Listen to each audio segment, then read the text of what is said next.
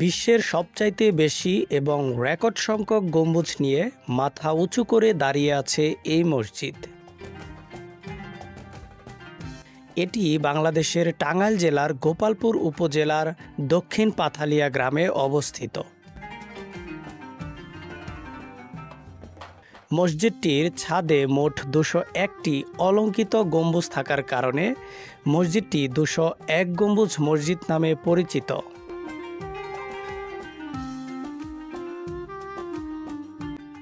দৃষ্টিনন্দন ও প্রাকৃতিক পরিবেশে ভরপুর 201 গম্বুজ মসজিদটিতে একসাথে প্রায় 15,000 মুসল্লি নামাজ আদায় করতে পারেন। এই মসজিদটি শুধু টাঙ্গাইলের নয়, আমাদের বাংলাদেশের গর্ব, বিশ্বের সকল মুসলিমদের গর্ব।